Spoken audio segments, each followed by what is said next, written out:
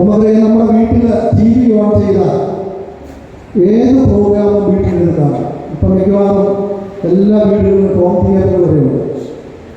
അപ്പോൾ അതുകൊണ്ട് ഇപ്പം ടൗൺ ഹാളിൽ വന്നൊരു നാടകം കാണാനോ ഒരു ഗാനമേള കണ്ട് ആസ്വദിക്കാനോ ഒന്നും പ്രത്യേകിച്ച് ആൾക്കാർ കുട്ടികൾ എവിടെയും കാണാം.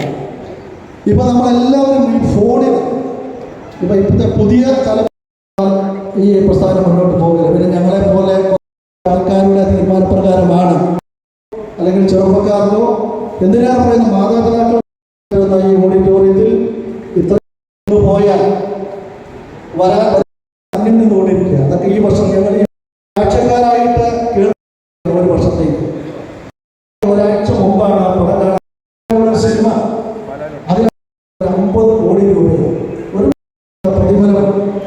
മറ്റ് കലാരൂപങ്ങൾ ആസ്വദിക്കാനൊക്കെ താല്പര്യമുള്ളവരോട് പറയുകയും മീനച്ചി താരം വളരെ ശക്തമായിട്ട് മുന്നോട്ട് പോകാനുള്ള മേഖലകളിൽ അന്യം നിന്നു പോകുന്ന നാടകം പോലുള്ള കലാരൂപങ്ങൾ അതിനെ പ്രോത്സാഹിപ്പിക്കുകയും അത് ഇഷ്ടപ്പെടുന്ന ജനത്തിന് മുമ്പിലേക്ക്, പ്രേക്ഷകരുടെ മുമ്പിലേക്ക് എത്തിക്കുന്നതിന് സമയം കണ്ടെത്തി ഒരു സംഘടനയുടെ ഇടയിൽ നഷ്ടപ്പെട്ടു പോയ 3 വർഷങ്ങൾ ഒഴിച്ചാൽ 29 വർഷവും പൂർത്തിയാക്കി 30ാമത് വർഷം ഈ സംഘടന മുമ്പോട്ട് നീങ്ങുമ്പോൾ ഇതിൽ കലാസമിതികൾ ഉണ്ട് എന്നാണ് നമുക്കറിയുവാൻ കഴിയുന്നത്. അതിൽ തന്നെ എല്ലാവിധ അഭിവാദ്യങ്ങളും ഞാൻ നേരുകയാണ്. നിങ്ങൾ വളരെ ആകാംക്ഷയോടുകൂടി നാടകം കാണുന്നതിനായിട്ട് ഇവിടെ ഇരിക്കുന്ന നിങ്ങളുടെ ക്ഷമയെയും ഞാൻ പരീക്ഷിക്കുന്ന സാഹസത്തിലേക്കൊന്നും മുതിരുന്നില്ല. ബഹുമാനപ്പെട്ട MLA ഉടൻ തന്നെ ഇവിടെ എത്തും എന്ന് ഞാൻ പ്രതീക്ഷിക്കുന്നു. നിങ്ങൾക്ക് എല്ലാവർക്കും എല്ലാവിധ ഭാവുകങ്ങളും ഞാൻ നേരുന്നു.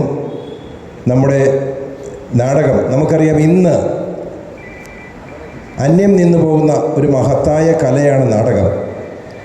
ആ നാടകം കഴിഞ്ഞ 30 വർഷമായിട്ട് ജനഹൃദയങ്ങളിൽ എന്നുമെന്നും ഓർമ്മിപ്പിക്കുന്ന തക്ക രീതിയിൽ ഓരോ മാസവും വിവിധ പരിപാടികൾ, മിക്കവാറും നാടകമാണെന്നാണ് ശ്രീ ബെന്നി എന്നോട് പറഞ്ഞത്.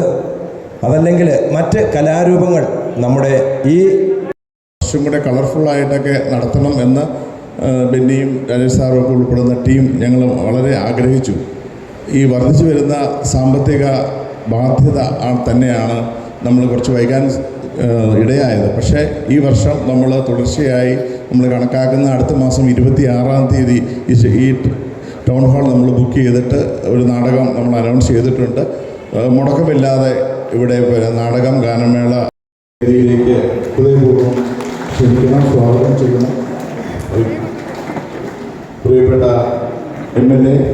അതിനുശേഷം 6:30 പാതാവഴിയിൽ ഒരു പ്രോഗ്രാമിന് പാലായിക്ക് വന്നാണ് പോയത്. അപ്പോൾ എന്നോട് ചോദിച്ചു ഇവിടെ കയറണം. അപ്പം നമ്മുടെ ആൾക്കാർ വരാൻ താമസിക്കുക. നമ്മുടെ പാലാ നഗരസഭയുടെ വൈസ് ചെയർപേഴ്സൺ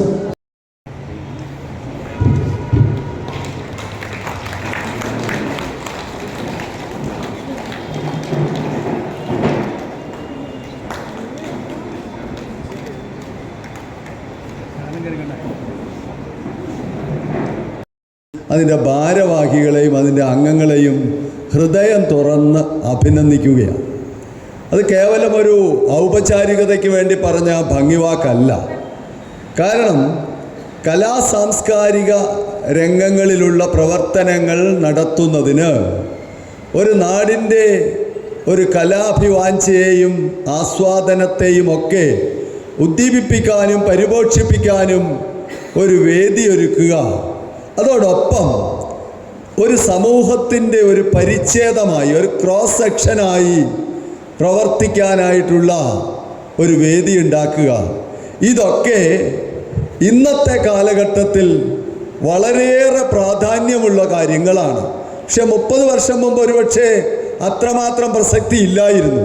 ഇന്ന് പക്ഷേ ഇത്തരം കാര്യങ്ങളിൽ കലാസാംസ്കാരിക പ്രവർത്തനങ്ങളും അതുവഴി ലഭ്യമാകുന്ന ആശയങ്ങളും അതുവഴി ഉയർത്തിവിടുന്ന സന്ദേശങ്ങളും സമൂഹത്തിൽ പ്രസരിപ്പിക്കപ്പെടുക, എല്ലാവരും ഒന്ന് ഒരുമിച്ച് കൂടാൻ വിവിധ രാഷ്ട്രീയ പാർട്ടികളിൽപ്പെട്ടവർ, വിവിധ മതവിഭാഗങ്ങളിൽപ്പെട്ടവർ, വിദ്യാഭ്യാസത്തിൻ്റെ കാര്യത്തിലും തൊഴിലിൻ്റെ കാര്യത്തിലും മറ്റനേകം കാര്യങ്ങളിലും വ്യത്യസ്തതകളുള്ള വിവിധ